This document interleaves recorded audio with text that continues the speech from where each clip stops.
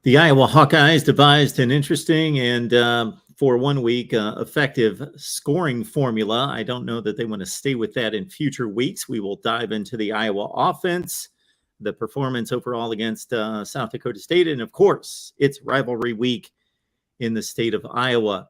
Ames, Iowa City. The vitriol should be high this week. The Hawkeyes looking for 8 consecutive against the Cyclones. This is Iowa Hawkeyes Live here at the Voice of College Football, and the guy that makes it all happen each and every week for us. Otherwise, we don't have a show. Corey Bratta from the Hawkeye of the Storm. Corey, how are you? I'm good. I've had a couple days to decompress. Is it Kramer and Seinfeld who accidentally said, what did he say? Decompose or something instead of decompress. So that's going to be what I say. I rewatched some of the tape from Saturday, even though I don't think most Iowa fans would dare do that. I know Coach Patterson, he's going to do that each and every week, so he's done that as well. And I can just give you we don't have to rehash the game again. I mean, it's the first time you and I have talked formally on the air about it, but, obviously we had the post-game show, and you and I have both produced content. I rewatched a portion of the game today, and I actually kind of surprised myself when I watched this back. I actually was less impressed with Spencer Petras, and I'm not trying to rip him, but I was sort of immediately after the game, like, I get it. I shared the sentiments of a lot of fans who were frustrated that the quarterback change had not been made, but I also, in the back of my mind, kept thinking, he just did not have any time all day. I mean, just every throw was just rushed, and, he's not able to be on balance because he's got linemen being pushed into him. But man, Mark, I watched part of that game back, and I just am less and less impressed with Spencer. The makeable throws he didn't make, and even the throws that, he had some pressure on him. Even those throws, I don't think you can necessarily, at least half of those throws were still very makeable, even with that pressure. And so I know it's going to be a continued conversation, and we got a game to talk about for Saturday, but there is some serious angst. I know you've seen some of it on your channel, and you produced some content for this Iowa channel here a couple days ago, and I did the same on my channel. And there's just a lot of frustration, and I think fans are to the point now where they don't want to accept the fact that this is the 2022 version of this offense. And we've been going the last 8 to 9 months talking about how is this not going to be the 2022 version of this offense? How could it not be when you don't make significant personnel changes? You are bitten by the transfer portal at wide receiver. You don't go to the transfer portal at anywhere but tight end. And by the way, Steven Stilianos, I don't even think saw the field on Saturday. So we've kind of seen this coming for quite some time. And I just think a lot of fans are just now starting to catch up to the fact that maybe a bit in denial, for a while now, and convincing themselves, and I get it, you want to have hope, convincing themselves that things would be different, and certainly they were not on Saturday.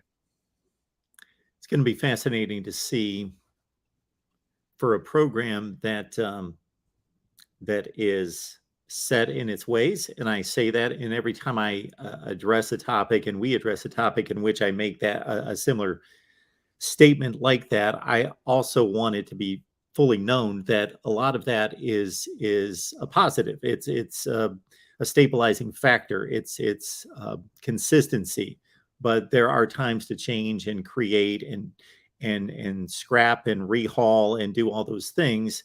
It'll be interesting to see if they just run the same offense this week, or if they've got anything different that they're working on to say, we need to spark this offense. We need to put a charge into this offense this week.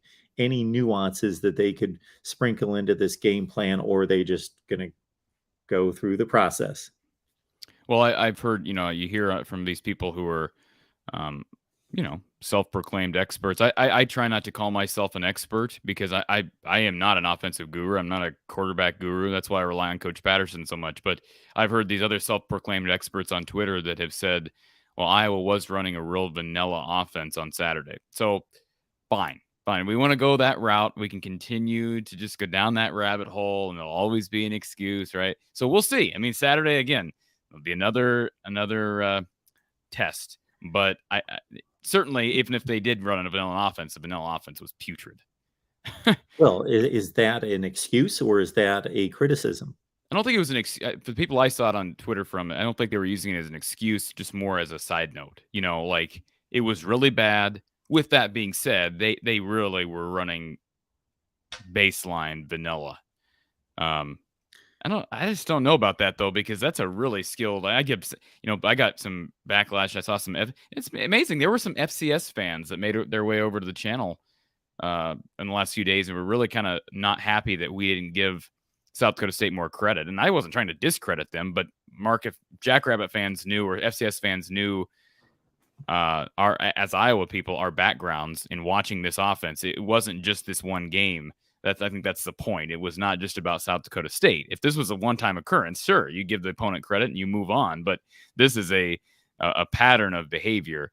But I do believe you're going to see. I've said it all. That's one thing that I have said for months, Mark, is I've said, look, I don't have a ton of confidence in Brian Ferentz being able to figure this thing out, especially at quarterback, but just in play calling in general. But I did believe, I've been thinking that for months, that he will start to throw the football down the field more. And we didn't see that at all on Saturday. I mean, there were no shots down the field. Now, granted, pass protection broke down. But I do think that's something you'll see if you want to make the argument that Brian called a vanilla game. Okay, fine. I think I would agree with that to the extent that I can agree with it as a not real knowledgeable play calling expert, right? I haven't talked to Don Patterson about that specifically. Him and I have had some conversations since the post game on Saturday, and I know he watched the game back. But I think you're going to see Brian attack downfield more. That is Spencer Petras' biggest strength. But man, Mark, it was not good. It just was not good.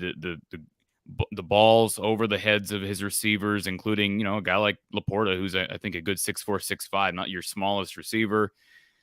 Balls into the ground. He had a double screen play where to me, it didn't look like he even. I don't even know what his pre-snap routine was there. It didn't even look like he looked to the left side of the line before the snap. And so the rush just came from the slot corner and he was done. And it's just simple stuff like that. It's not just a matter of accuracy. I don't know what his pre-snap routine is. And I've been saying that since he started here. I don't know what the pre-snap routine is. So, I mean, you can go on and on and on.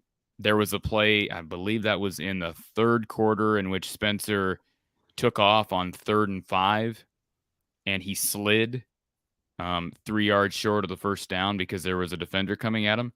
I mean, no, come on. We're going to be talking about Spencer Petras as a great leader, and I have no doubt that he is in the huddle.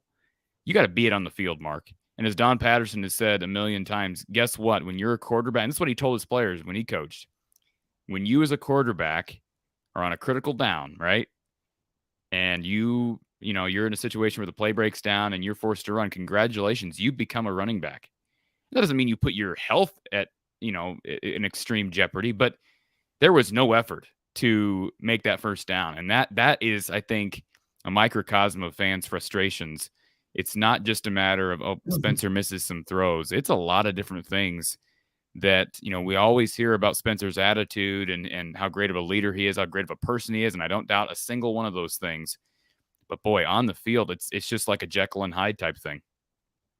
So what you just pointed to, I think most logical fans and coaches as well want to see toughness out of their quarterback, but also want to see some reason given to the situation.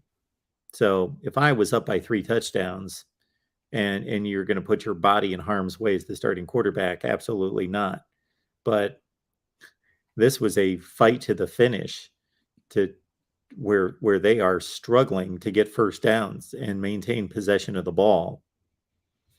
I'll also be critical of this for a second, Mark, if I may. This is something we didn't talk about in the post-game show. It's been widely publicized that the place kicking battle was very close in the fall. And if anybody was in front, it was Drew Stevens. Okay. And we saw there was the open scrimmage in which both kickers were perfect. And then the closed scrimmage was told that both kickers were perfect, but Drew clearly has the longer leg. He took care of kickoffs. Aaron Blom comes in, misses like a 34-yarder. And I give him credit. He bounced back and made the next kick from 45, but it just barely crossed the crossbar. And I'm sitting here thinking, why? Why is I just don't sometimes I don't understand decision making. And yeah, I'm not there every day, so that's why I didn't bring it up during the post game show. But little things like that, like if you think you have a 50-50 kicking battle, which again, by all accounts, it was not 50-50. But even if you do believe it was a 50-50 battle, a guy misses from 34 in a low scoring game, and now you have a longer kick. Are you going to go with the guy who's less accurate with the weaker leg, or are you going to go with the guy that was actually more accurate throughout fall camp and through summer workouts, and has the longer leg? So again, that's the least of Iowa's worries. I think both kickers will be fine. I would expect Drew to eventually get in there and make some have his shot to make some plays. I'd have to think, but Kirk does seem to favor older guys. And, we saw that on Saturday. And we're seeing that with Spencer Petras. Brian Ferentz, I will give Iowa credit to some extent. They're making Brian Ferentz available to the media tomorrow at 11 a.m. Over Zoom. You think that's funny, Mark? What if they let me in for that one? Oh, listen. In a last second. So I have an engagement. This is a Zoom press conference, or I would be there. And if I can make it work tomorrow morning, I will. I have another engagement in the morning, but this is going to be a regular weekly thing with assistant coaches. But I don't think it's a coincidence that they made Brian the coach that's available week 1. I just don't think that's a coincidence. And I'm not saying that they're trying to throw him to the wolves, but I think it's a PR move, right, Mark? Like, we're trying to show that we're transparent and we have nothing to hide. And well, I'm going to defend them in this way. If he wasn't going to be featured after the week 1 debacle on offense, then we would be apt to criticize.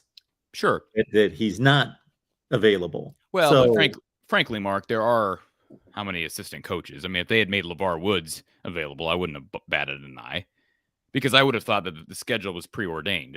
That's what I'm saying. So I don't know. Kirk had a press conference today. Not good news on the injury front. Y.A. Black injured his foot during the game on Saturday.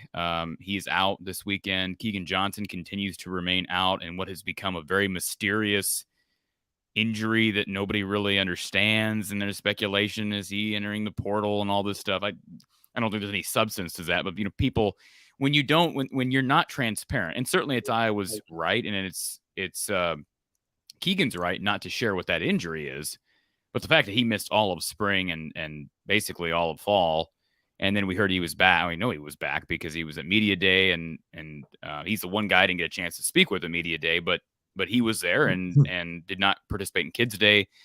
But we thought he was back at practice, and now is not seeing the field, and doesn't sound like he's going to be seeing the field anytime soon. Nico Reganey remains out. The good news is Gavin Williams returns this week. It sounds like Iowa was very confident in that.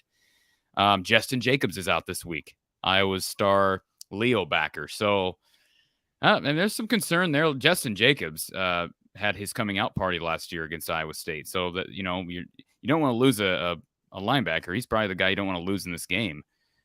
With that being said, Cooper DeJean was really good Saturday. The defense was absolutely spectacular, and we talked about that. But it ain't gonna matter, because you can't overcome a putrid offense with a defense. Again, you were able to do that against South Dakota State. You're not going to be able to do that against even Iowa State, or I think even Nevada. I think you play the same game you play Saturday against Nevada with FBS talent, with more FBS talent than South Dakota State has. I give them that. They have some. You're in trouble. Before we transition to Saturday's matchup, we're all happy, and even Iowa fans, despite the offensive performance in week 1, it's still a win. It's 1-0, and we're all happy that football's back. And the fine folks at Gene Arthur Associates are also happy that football is back. They are a football outfit there, but even more important than that, they understand insurance. And folks, you can help yourself out, certainly by getting an instant quote, but also keep in mind that there are donations that Gene Arthur Associates makes to families in need that really benefit those families that are experiencing rough times right now. Think of the children that need this support as well. But when it comes to you, you can save a ton of money with an instant quote on all sorts of homeowners insurance, auto, motorcycle, boat, RV, all your insurance needs, including life, health, dental, and otherwise. It's all covered. Contact Gene Arthur Associates. It's at www.jaainsurance.com. It's posted at the top of every description section of all the videos here at the Voice of College Football, Iowa. And so you can go directly to that link, www.jaainsurance.com. And please do yourself a favor, get a quote. It's instant, it's quick. Get yourself a quote on all your insurance needs. All right, we'll put South Dakota State away. And keep in mind that Corey's got a ton of content and analysis on the game. So if you want to hear a deeper dive on the Hawkeyes' woes, but also outstanding performances again in special teams and defense. And then I also posted a video here trying to give a little context to the ineptness of Saturday's performance. And that leads us right into, I was amused, Corey, by a give and take that you had on Twitter with some type of Iowa State source that was bagging on Iowa for posting a couple safeties and that being the big offensive performance. But then you certainly shot back with what you should shoot back with is the obvious that we're looking at a possible 8th consecutive win in the series. Oh, you're on mute.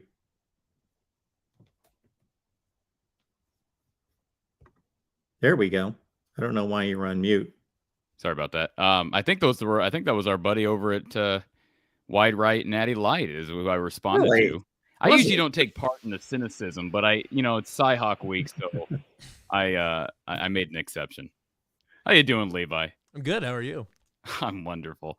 Now we get the next 45 minutes. I'm good because on this wonderful Tuesday afternoon, I have scored as many touchdowns in the 2022 now we football get the next 45 as the Iowa Hawkeyes. Now we get the next 45 minutes, Mark. I love this. Of Levi bashing South Dakota State because Iowa State played the mighty Southeast Missouri states of the world. And, we're going to hear about how Iowa State is undeniably better at every position than Iowa. And Jack Campbell isn't even close to Mike Rose, which is such a laughable thing now. But anyways, Mark, where do you want to start? Where do I want to start? You had already started us. So you guys can just cut loose and go at it. Well, I'm anxious. I didn't catch any of the Southeast Missouri State game, Levi. So, in all reality, with cynicism aside, no, that's fair. And I was at the game at the Iowa State game, so I couldn't really catch a lot of the Iowa game because for whatever reason they still can't get the 4G LTE/5G stuff figured out in Jack tries on. It's still a mess. But so what do we learn from the Iowa State game? The way I did follow it though was following the score quarter by quarter. So I watched it go from 3-0 to 3-3 and then 5-3 and then 7-3. It was a very odd score line to watch. But so the last Saturday was the Southeast Missouri State game was really interesting for a couple reasons. Southeast Missouri State isn't in that FCS echelon of the North Dakota State, South Dakota State, UNI, whatever, where they could play G5 football and make bowl games every single year right now, whatever. Southeast Missouri State is not in that echelon.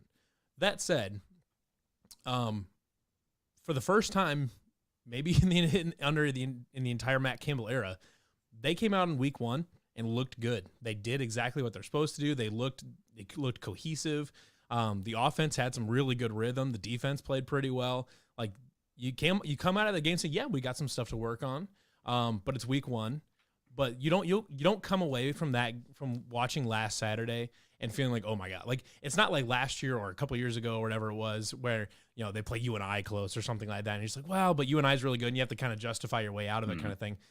All they did was they went down, they put a beating down on a team that they should have. They almost covered a 34.5 point spread, which I thought was nigh impossible, 4 hours before kickoff. But they came out, they played about as good a game as you could possibly ask for. Hunter Deckers was spectacular. 25 of 31, 4 touchdowns, almost 300 yards passing. He did have one pick where honestly, I thought the corner just made a really good play. I don't think he necessarily was a bad read or anything like that. I thought corner just made a really nice play. And and there was a couple of times, but he didn't force any weird passes or anything like that. Kind of like I was listening to a little bit of the kind of the beginning of this show or whatever, and it mentioned kind of like playing vanilla offense in week 1. Iowa State was very, very vanilla. That said, they were more aggressive. They were more purposeful with their play calling, not just like calling stuff to call stuff. I mean, they were intentionally attacking certain parts of the defense and things like that, and they were pushing the ball downfield a little bit, which I was really pleased to see, because that was something we talked about all offseason. Is you got a guy with a big-time arm right now, and he's got a ton of arm talent. You've got tons of speed at receiver. Are you going to use it? And they did. In week 1, they used it about as much as you could ask for. So, it's Southeast Missouri State, but they looked a lot better this week than any of the previous teams had looked in week 1. They looked more cohesive and that was, including the teams that had Brock Purdy, Breece Hall, Charlie Kohler, all these huge names or whatever, and it had tons of experience. They played a million games together. But then you get this one, it's got tons and tons of new guys, lots of talent, but lots of ones that haven't played a lot of snaps. But they looked good. And they're not, we'll see. There's still a lot of room to grow, and we'll see what happens. But early signs are pointing up. Have to feel pretty good about the offense based on what we saw last week. Yeah, and for the record, I mean, I said this to Mark before you hopped on. Just because you play a vanilla offense does not mean it's got to be does not mean it should ever produce, one field goal that was basically no credit to the offense. I'm just saying, like, it was like somewhat smirkish, but also just like kind of the reality is that Iowa's offense isn't in itself not super explosive or super creative all the time. They're just Iowa beats you by they do what they do and they're going to do it better than you do it, kind of thing or whatever, and that's fine, whatever. That's how you want to run your offense, whatever. But vanilla Iowa playbook is probably a greater percentage closer to their real playbook than a vanilla playbook of a more spread or an air raid type teams, which I would say it's not an air raid team, but sure. But more spread out, designed to be more explosive than the Iowa offense. And believe me, there are Iowa fans who want to believe, and I'm not one of them, but they want to believe that there were some significant changes that occurred during the offseason that they just chose to keep in their back pocket Saturday. Sure. And again, I don't believe that, but I'm just saying this would be the one year that if there's more substance to a vanilla offense for the first game, it would be this year. Right. But again, I don't think you even do that. Mark, what are your thoughts? I don't think you do that against the second best FCS team in the country, especially when you lost to the first best FCS team in the country in 2016. There's a handful of FCS teams you don't mess around with. Let's say UNI, SDSU, and NDSU, and James Madison, Sam Houston State. Maybe might be a couple more, but those are the ones that you absolutely do not mess around with. Like you go out to play a football game, just like you would against any Power 5 opponent, type of thing. Now you're playing earlier in the season, so it's a little bit less cohesive. But those are ones you don't intentionally handicap yourself with a minimal playbook or something like that against those teams. And I make this clear too, and this is not me taking a shot at Iowa State, but Mark, if any fan base doesn't have a right to make fun of Iowa for struggling to beat, I understand poking fun at Iowa because of the offense, but to make fun of Iowa for struggling to beat an FCS team, it should not be Iowa State. And what I think though is that from what I've seen, I can't account for every Iowa State fan ever, but I think I haven't heard much. I think most of them are making fun of the not scoring any touchdowns thing or whatever, but I don't think I've seen too many people poke fun at the opponent like SDSU, because we've been there just like Iowa has. That sometimes those FCS goals can just come up and bite you or whatever, and that's just, it happens sometimes. Yeah, I mean, so you guys have, when's the last time, when did you lose to UNI last? 2016 was Matt Campbell's first game ever, actually. So Iowa and Iowa State both lost to an FCS team that year. Because it was at the North Dakota State year. That was the North Dakota State game. Yeah. So Iowa and Iowa State both lost to an FCS school that year, or whatever. And what year was the North Dakota State game for Iowa State? It was like 2013, 2012 or something like that. Did they lose that game?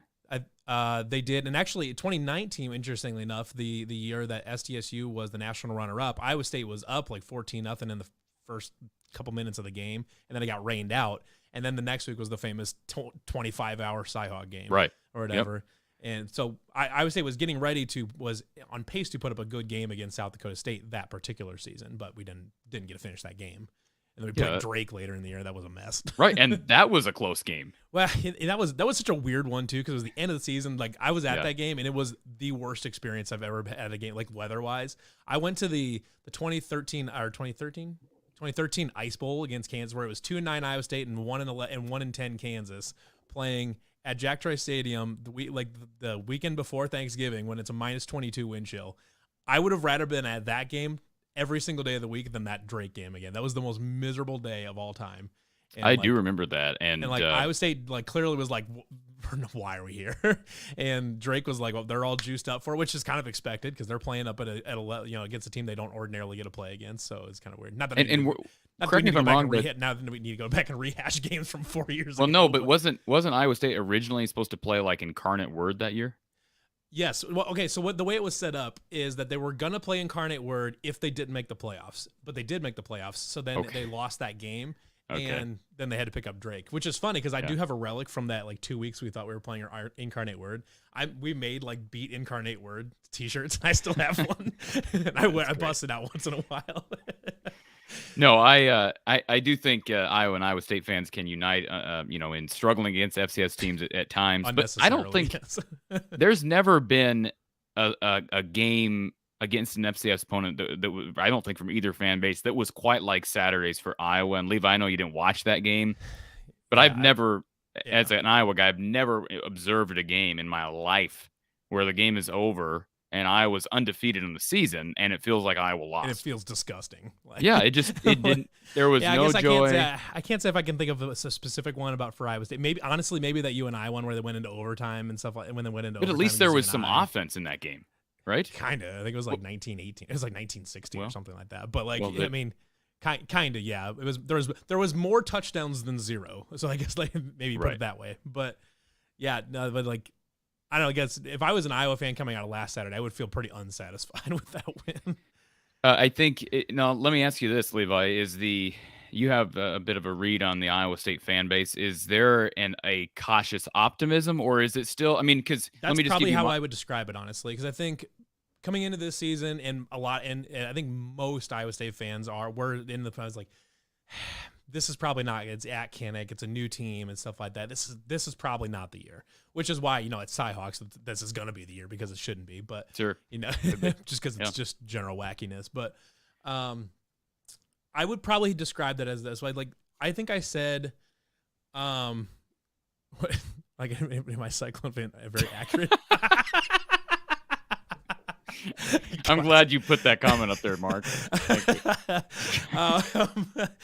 Anyway, so the way I described it on my own podcast or whatever is I said like the only thing that would like lean me to like feeling like we got a decent shot at this. I mean, not that we ever had like no shot at it, but like to feeling like we might be able to get this one or whatever would be is if Iowa looked really bad or lost or something like that in the first week and Iowa State looked surprisingly good, which kind of happened. Yeah. Or whatever. I mean, Iowa State looked better than they have in week one for a long time. And I would put up an offense. The defense looked great, but the offense was not great. Or whatever. Levi, so, how many times during this 7-year streak did you think Iowa State was the better team? Whether on that Saturday or looking back at the end of the season, thought Iowa State was the better team? I'll say 2017. I thought they would. I thought they were when Akram Wadley had that one along the sideline. Then Iowa won 44-41 in overtime. Well, hold on a second. I don't mean that's your opinion, but Jacob Park. He was really good. He didn't even finish this. Didn't he finish the year with the team? Well, this is the important context. Are we talking about on that day or that team by the end of the season? Okay, all right. So on that day, either one. On that day, Iowa State was the better team. Well, actually, the 2017 team, I don't remember what Iowa's record was that year. Were they good that year? They were 8-5. Okay, Iowa State finished 7-5 and beat Memphis in their own stadium in the Liberty Bowl. I mean, that was certainly that was the season that launched Iowa State. That they won at Oklahoma and all that. The Iowa State we know now. 2018, no, that was a 13-3. That was nothing. 2019, absolutely. I believe in my heart that Iowa State should have won that game. If not for that muff punt, you couldn't tell me otherwise that Iowa State was going to drive down that field and score. They were moving the ball like butter, and it was just. Even though that Iowa State team finished at 7-6, now they were a solid team. They lost to Notre Dame in the bowl game, and Iowa. I think they were the better team. And Iowa won 10 and beat USC in the Holiday Bowl that year. The season long, who was better at the end of the season is a much harder one to make the leap on. I will say that it's worth noting at least that Iowa State was a classic example in 2019 of the game of interest thing. Because if you look at the numbers, Baylor and Iowa State were almost identical teams. Baylor went to and won a Sugar Bowl, whatever. Iowa State finished 7-6, but they were statistically almost identical.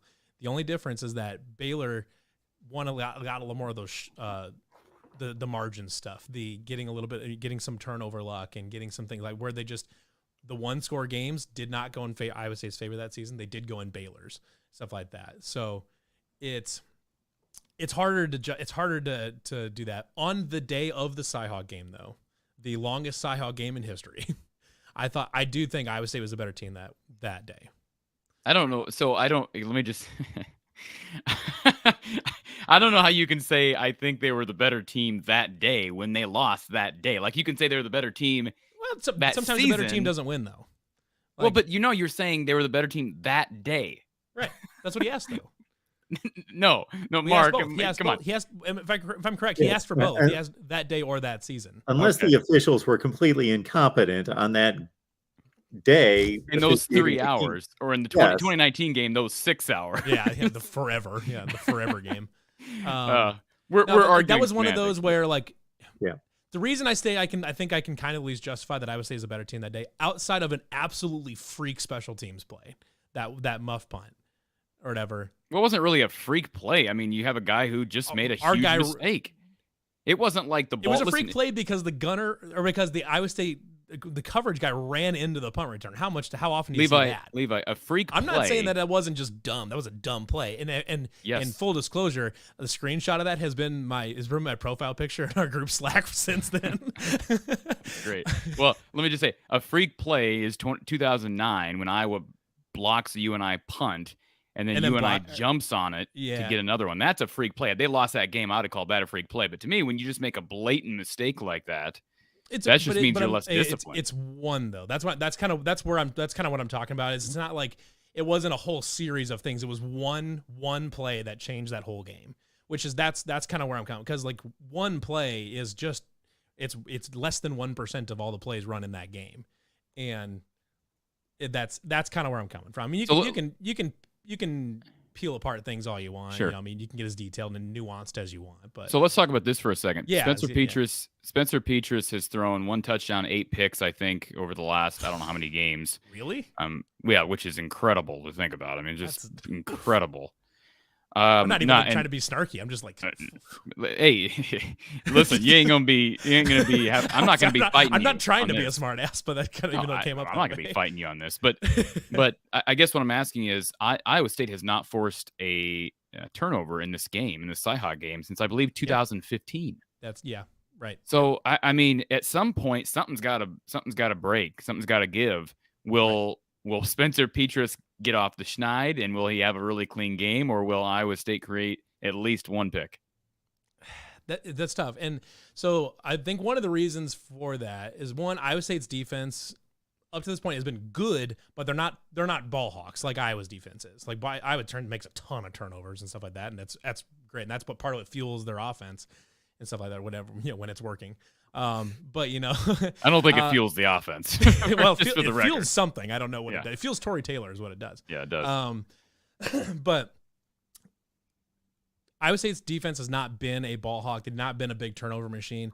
Iowa does not itself turn the ball over a ton unless you force them to, type of thing. Like, they don't, when the QB play is fine, at least they don't turn the ball over a ton or whatever. And Iowa State doesn't turn teams over a ton.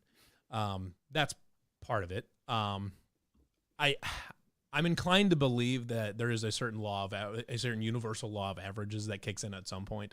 Like, it seems pretty, like, put it this way, it seems pretty unsustainable to keep the not having committed a turnover for X number of years on a long enough timeline. I mean, like, it's not sustainable. I don't know if that's this year or not. I think Iowa State's got a lot of defenders that can give Spencer Petras a lot of problems. Especially on the defensive line, with Iowa's offensive line looking a little shaky last week. And that's going to be a really interesting point that we can talk about too, is that the defenses are probably both going to have stellar games. Yeah, I mean, this could be like this could very easily be like the 2018 game. Like, it absolutely could. Yeah. Like, I know that some years that you think it's going to be one way and it's the total opposite. I don't see any. I don't see a 2017 happening where it's a 40. There's no way. Like, can you imagine that? Something totally bonkers would have to, like, change for that. Yeah. I mean, it's not like impossible, but it feels extremely unlikely. Yeah. And So I'm based on my law of averages theory, and just I think, like I said, Iowa State's got a lot of people that can cause Spencer Praetors a lot of problems. I'd like to think we can get a turnover this year. It'd certainly help, because I do think that Iowa State is more equipped to take advantage of turnovers. I don't know. We'll see. I'll be anxious I would to say see. if I was a betting man and had to pick one team to force a turnover, I would definitely put my money on Iowa. Okay. Like that, no doubt. I mean, Iowa's defense is at least partially built around forcing turnovers, and Iowa State's got a younger quarterback that's never played in Kinnick before. As impressed as I am with Hunter Dekkers, I think he's an absolute phenomenal. He's going to be a phenomenal quarterback. Still really young, and is still playing against a team that forces turnovers against virtually everybody. And especially has a really good safety. Has a really good set of safeties, which those are a lot of times those are your guys that are going to rack up the interceptions anyways. So, I don't know. I would like the turnover battle to at least be even this year. If I'm an Iowa fan, I'm very pleased, Mark, with the performance from Quinn Schulte, who is a question mark at free safety, with Jack Kerner leaving. He's not a real big guy, but neither was Jack Kerner, and he's a former walk-on. Xavier Wampa, I kind of expected him to emerge there, but I don't know. If Quinn Schulte plays well enough, it'll be interesting to see as the season goes on where Wampa mixes in. But Jamari Harris is doubtful. That's another storyline that came out of Kirk Ferentz's press conference today, Mark. Of course, he was out game one because of the OWI during the offseason. So now you're down. I mean, your depth at corner, I think they're pretty comfortable with Cooper DeJean right now, just about everywhere. It's amazing. That kid, they're playing him at corner. They play, I think he started the game at corner over Terry Roberts, actually. He's playing cash. He's returning.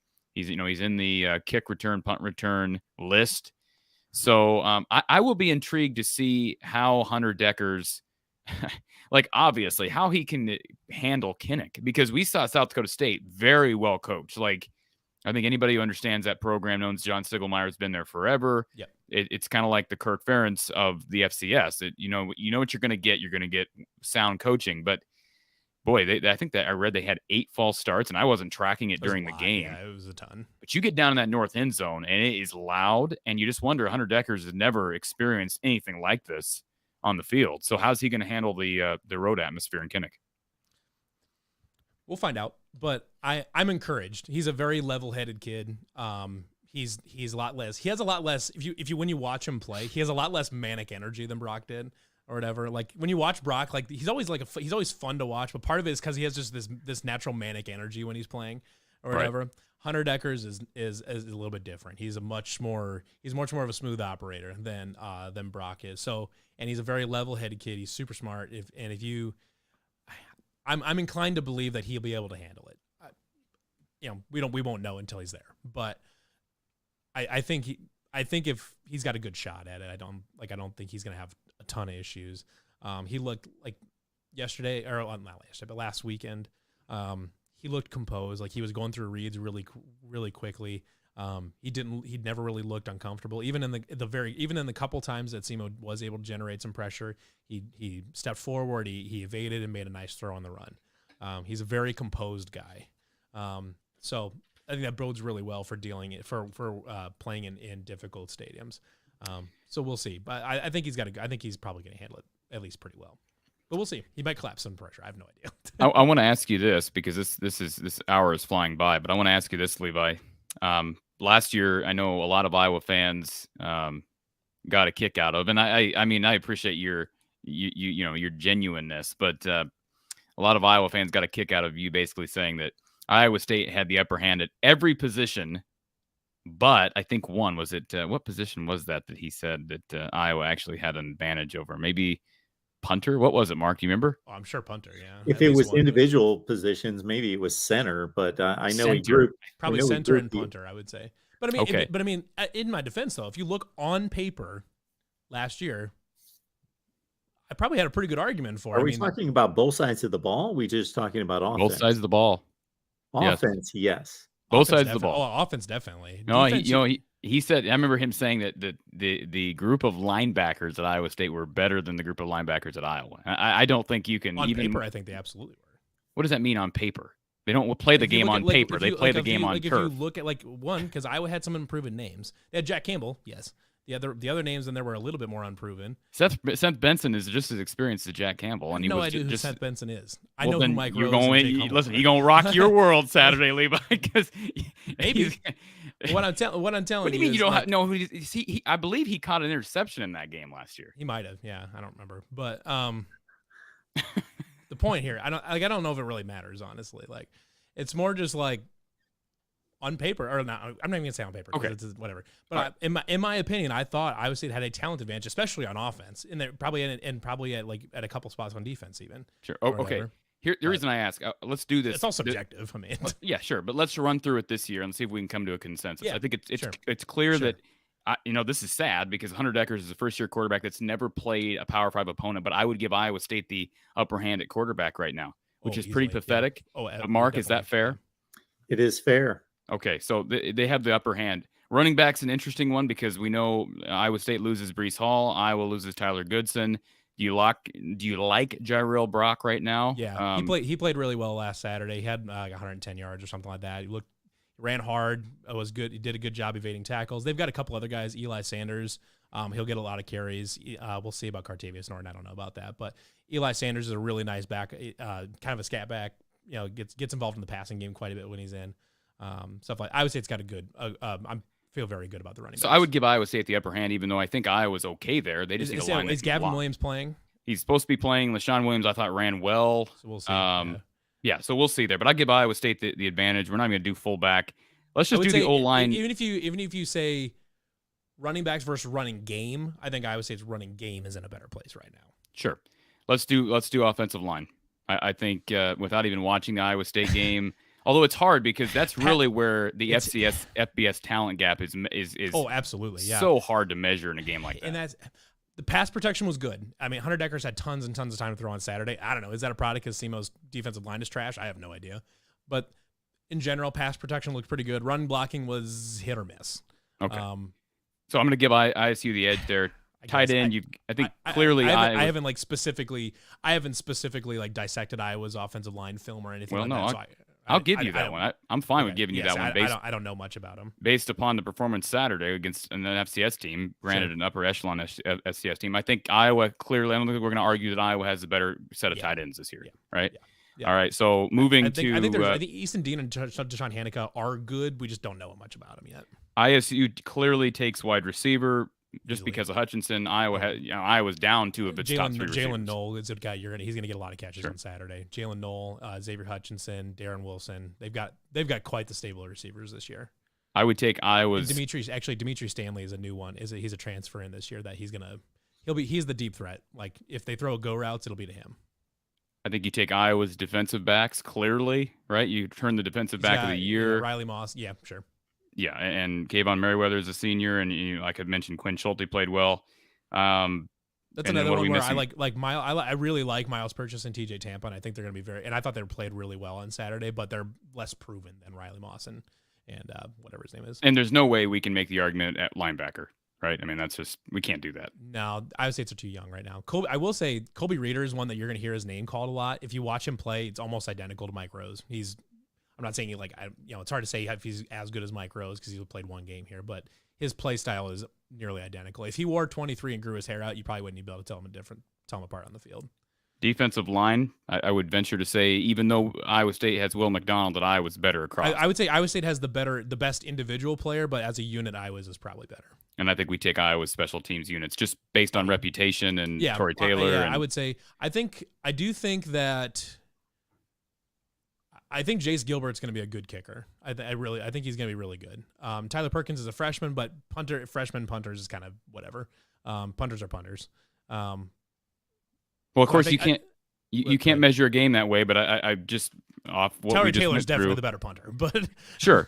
But you can't measure a game this way, but based on that, Mark, it's pretty even. I mean, just position by I position. genuinely do think it's 100% a coin flip because I think I was a 3.5 point favorite. I mean, that is just a home field advantage. That is literally all it is a home field advantage. I mean, on a neutral field, Vegas thinks it's a toss up. Which should be a total disrespect to Iowa, Mark, because Iowa State, this should be a down year for Iowa State. Iowa has a senior quarterback with stars on defense. You've got a future NFLer at tight end and maybe a second future NFLer behind him. I mean, that's a disgrace. And Iowa players should use that as motivation. I don't know that they will. I mean, if they can, the offense will. I mean, the defense I expect to show up. I think this is going to be a low scoring game. I know we said that earlier, but I could easily see a 10-12 type game that comes down to a field goal from either side. And listen, both sides have had their fair share of close wins. I think of the Cole Netton game in 2014 in Kinnick. And that was that the most recent win? That was the most recent win in this series for Iowa State, was on a game-winning field goal in Kinnick for Iowa State. So now Campbell has never won there, but yeah, I'm intrigued by it, and specifically the quarterback position. I cannot imagine Spencer Petras having a worse game than he did again on Saturday, but he's going up against a much better defense with an outstanding pass rusher in Will McDonald. I do wonder, here's my one thing that I do question. Will we see a quarterback change during the game if Spencer Petras is as bad as he was in the first half against South Dakota State? Because as hard-headed as Kirk is with this right now, and I think he's doubled down, and I have a feeling, Mark, that he kind of resents the fans a bit, and which is really a bad thing, and that's why I'm, not real. I'm a little uneasy. That's a tough sentence. Well, it's just, I mean, when your fans are booing you in the first quarter of the first game of the season, not great. But I've said I don't have I don't judge the fans for doing that. They're paying to be there, and they see the product in the field after waiting over 8 months for the season to start.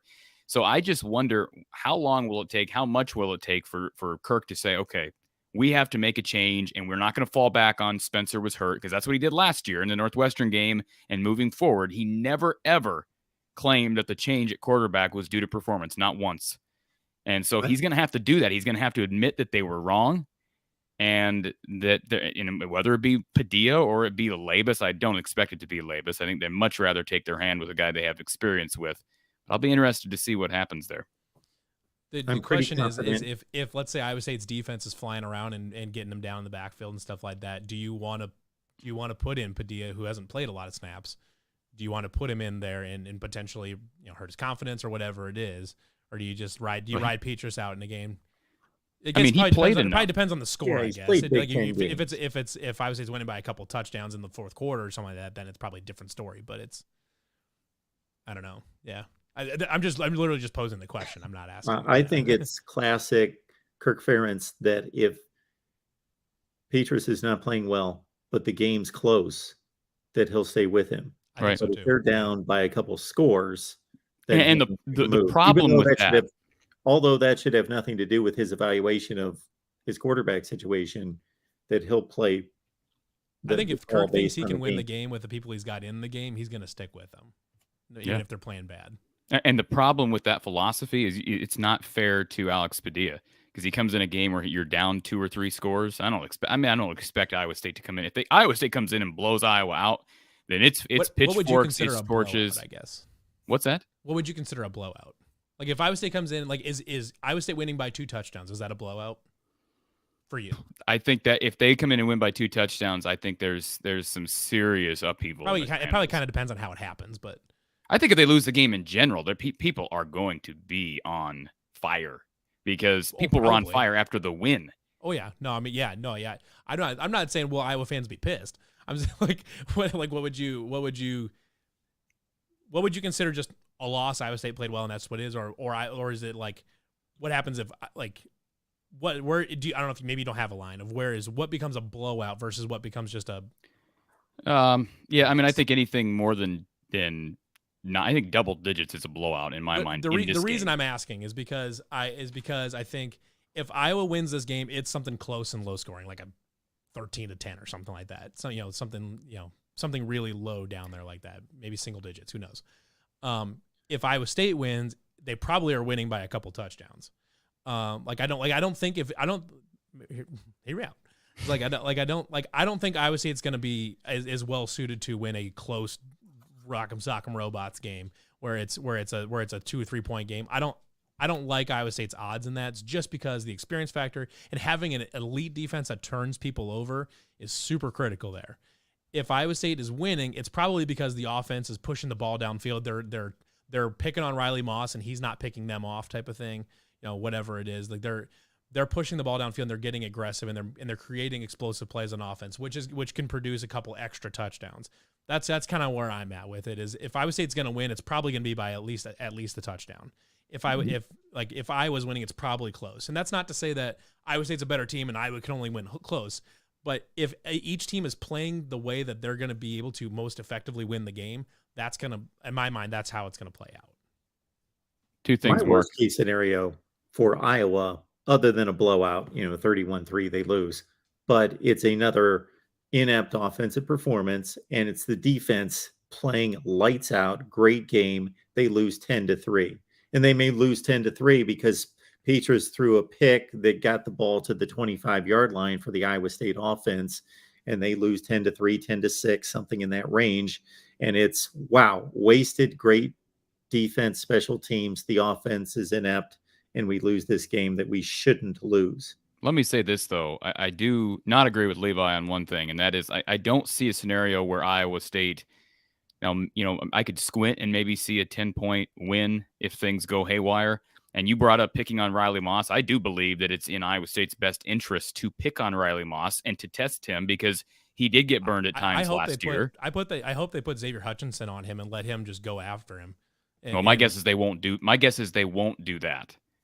My guess is that he'll be matched up with Cooper DeJean and Terry Roberts most of the day.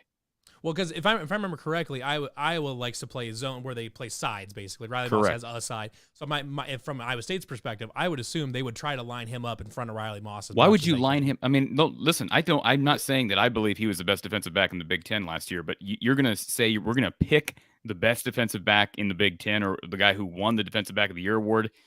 I mean, to me, you take advantage of the one side of the field where he's not. I view him a lot like people view Trayvon Diggs for the Cowboys.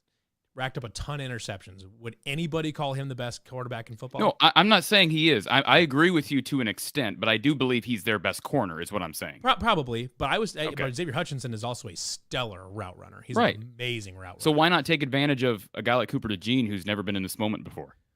Because Terry Roberts. Well, and that's certainly maybe something they will do. I think I would say there's a couple. If you're going to try to pick on Riley Moss, they probably have a couple different options they could do that with. Demetrius Stanley is a burner down the sideline. I mean, they can send him deep and just try to force Riley Moss to cover on an island 40 yards downfield, which is one of the hardest things to do on the defensive side of the ball.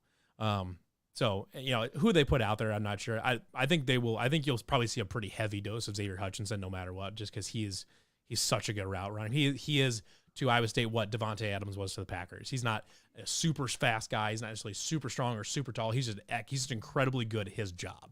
He just gets open, catches the ball, gets yards after the catch. That's what he does. And you're going to probably see a fairly heavy dose of him, I think. And my one criticism of John Stiegelmeier last week, and I guarantee you, Mark, on tape, that's one thing they looked back at Sunday night and said, man, that's where we could have taken control. They had a deep ball to one of the Yankee brothers in that first half of the Iowa game that had it not been overthrown, it was a touchdown. And maybe South Dakota State wins that game mathematically. You could jump to that conclusion. And so I think that's one thing that they're probably kicking themselves that they didn't attack down the field more and test those corners, because I still think that Riley Moss did prove, like Levi pointed out, that last year at times he was vulnerable to biting and not being disciplined in coverage.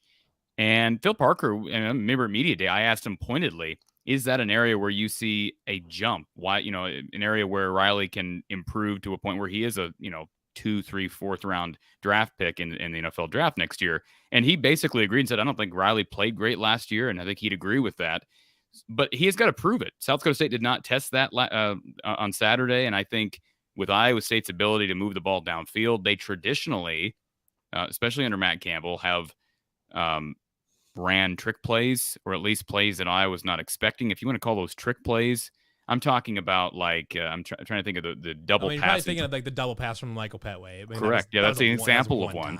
I know, but what I'm saying, but let's remember, Levi, it's not like a ton of points have been scored in the series over the last 3 meetings.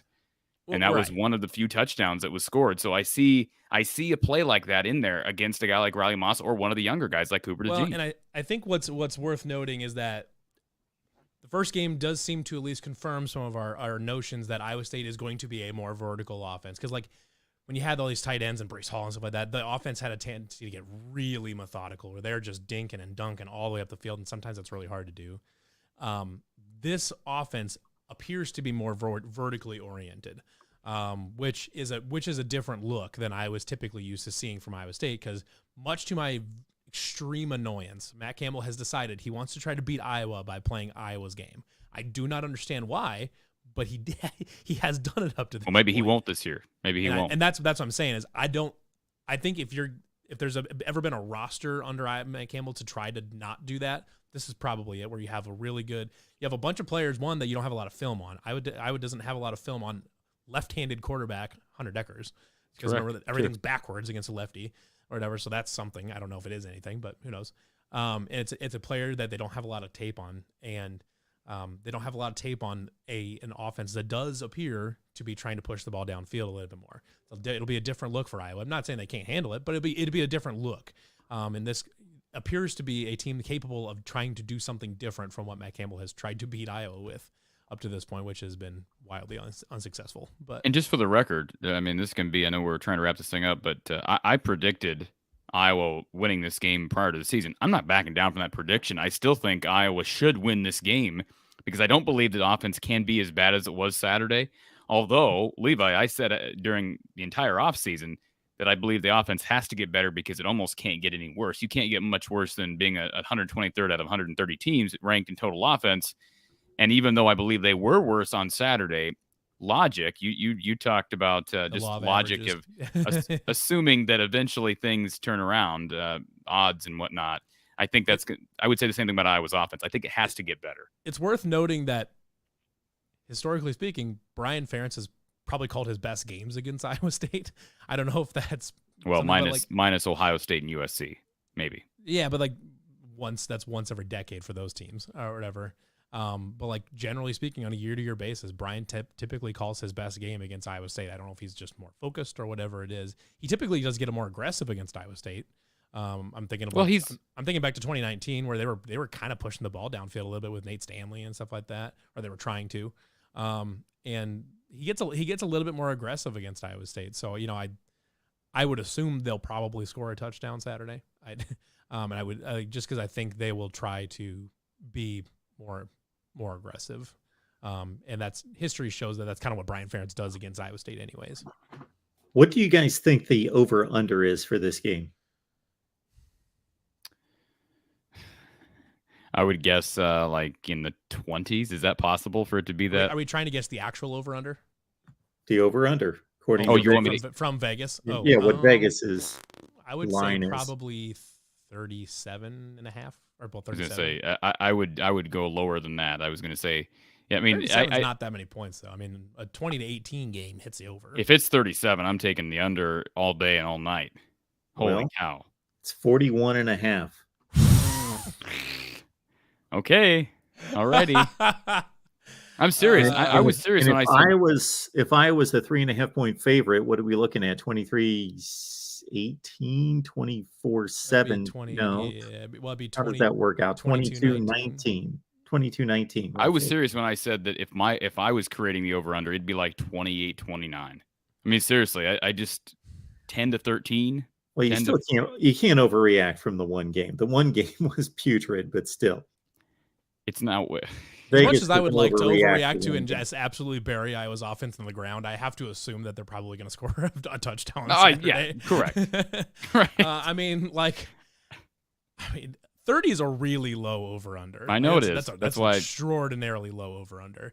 I mean, I would say I would have said 37 only based on the fact that Vegas would be looking at that Iowa score from last week. It's Iowa's got nothing on offense, but they've got a really good defense or whatever. So that should theoretically drag the whole thing down. But for the record, I'm not a betting man, but I would never ever count on this game going above 41. The over feels pretty unlikely to me.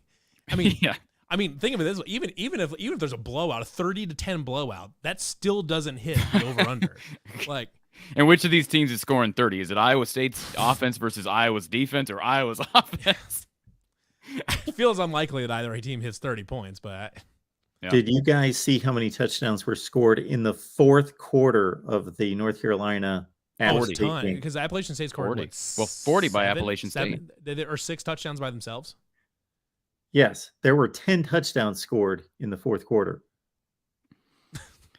Yeah, I saw the memes out there of pairing Iowa's offense with UNC's defense. What would that be like?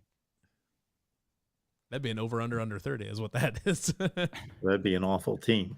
One more thing before Vice we versa. finish this up, Mark. I know you got to put a plug in for your sponsor, but let me just add this as it relates to the score of this game. I could easily see a scenario where Iowa is hanging in there throughout this game because of the defense. And late in the game, it comes down to similar to what happened in 2019.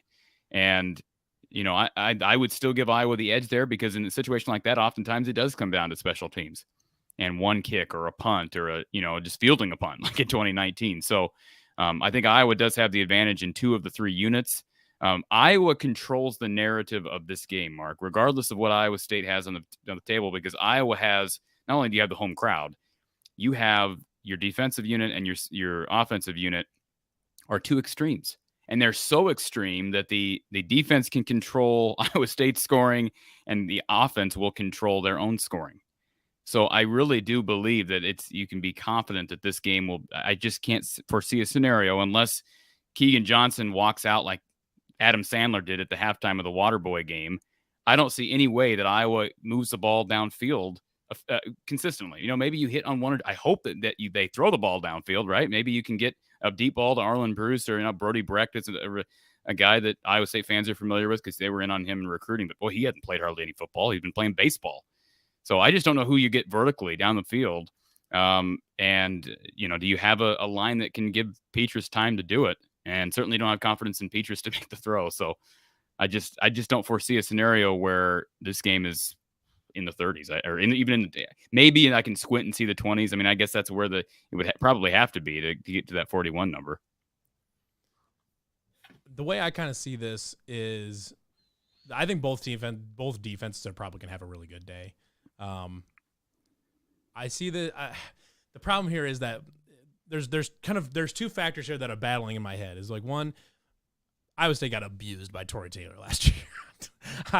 Enough to make me convert him to made me add to my list of now 3 Iowa players that I really desperately wish Iowa State had on my team, along with Bob Sanders and Micah Hyde. But we'll see. The special teams makes me nervous, and Iowa's propensity for forcing turnovers and Iowa State's lack of propensity for forcing turnovers makes me nervous. If those things are even-ish, because Iowa's kicking game is probably going to be good, but they don't have a Keith Duncan. All right, the kicker is thus far seems like he's fine, but you don't feel like he's money like Keith Duncan is. Oh, I think I think the guy that hasn't kicked yet is a future start kicker, but he's not being played. I don't know if that's because of his age or what. But if Iowa State can keep turnovers even or very close to even, and the special teams game is largely a net zero,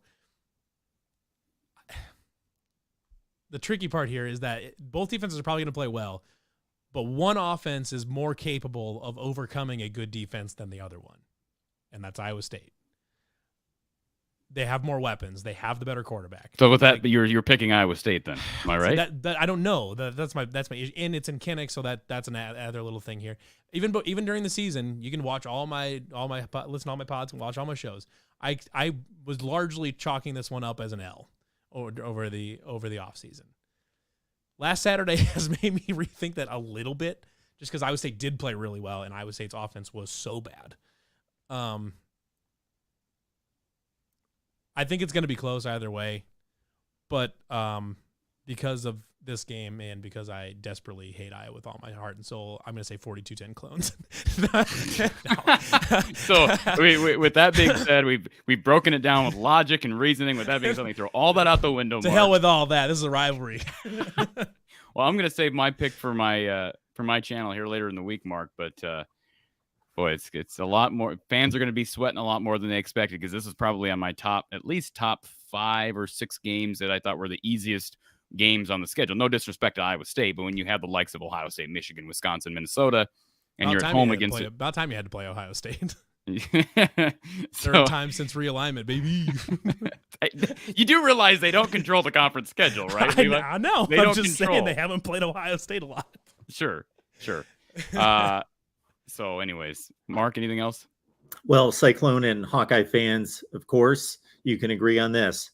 You would love to save on your insurance. So head on over to Gene Arthur Associates. They do a tremendous job. They've sponsored us, and they have an instant quote feature that makes it really easy for you to grab an instant quote and save on your insurance. So www.jaainsurance.com. I will leave the link again in the live chat. It's already been placed there. It's in the description section of all the videos. They've got all your needs covered, whether that's home, auto, motorcycle, boat, RV, or life, health, dental, and otherwise. It's all covered. Contact Gene Arthur Associates. And again, the link is www.jaainsurance.com. It's in the chat. I'll get it back in the chat as well in the description section of all the videos here at the Voice of College Football, Iowa. And you can also feel good about benefiting a lot of families in need when you partner with Gene Arthur Associates. Levi, before we let you go, we appreciate you stopping by as always. This is our biannual invitation to Levi to stop by and break down the Cyclones for us. And of course, I just kick back and enjoy the fun between he and Corey. It's an easy content for you today, Mark. It is easy content. Absolutely. I deserve that once in a while. Levi, let people know where they can find you, all your various platforms and so forth. Yeah, it's at Wide Right. So it's at Wide RT Natty LT on Twitter. I have a personal account that nobody would be interested in. I tweet about a bunch of nonsense. And then widerightnattylight.com. If you go on, and we have a podcast. It's the Wide Right Natty Light Podcast Network on everything you got. We've got a YouTube channel. Wednesday nights we have the Nightcap, which is a live broadcast. It's our version of a late night show. It's been pretty popular so far. We've got lots of stuff. We do live streams on Twitch and stuff like that too. We're expanding quite a bit. So yeah, I have a D&D podcast. I don't know, I've got all sorts of stuff going on, but yep. Very cool. Corey, what's your parting shot? Anything for No, I just feel like there was less vitriol between Levi and I this year, and that makes me upset. But I think a part of it is, I think we understand each team's shortcomings because they're Iowa State loses a lot, and Iowa's offense is bad right now. I don't know. It's one game. I don't know. We're measuring, and it's hard to measure each team because you're measuring each team not only off one game but against two FCS opponents. And Iowa State's got so many new faces, and it's just like, I don't know what I got. It's fun. It's college football, and I'll be enjoying throwing my tweets around on Saturday. But Absolutely. My pick on Patreon, and also we were simulcasting on the main channel today, had about 280 online at its peak. So folks that join us on the main channel today, keep in mind that we do this Iowa show every Tuesday over on the Iowa channel at the Voice of College Football. So you can join the fun each and every Tuesday at 4:30 Central Time.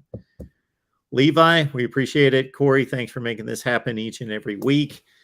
Iowa State, 3 Central Time, Big Ten Network. Get there. Don't expect an explosion of points, so you can probably do a drive-by in the fourth quarter of a 9-6 game and not miss a whole lot if you're a big offensive junkie. But if you want to see guys get after it, you'll enjoy the entire 3 hours. Now that we've all had this entire podcast talking about how this is going to be just nothing, you realize it's going to be like a 52-48 game, right? Like, okay, bring it on. Cyhawk, baby. I'd love it, Mark. See y'all next week.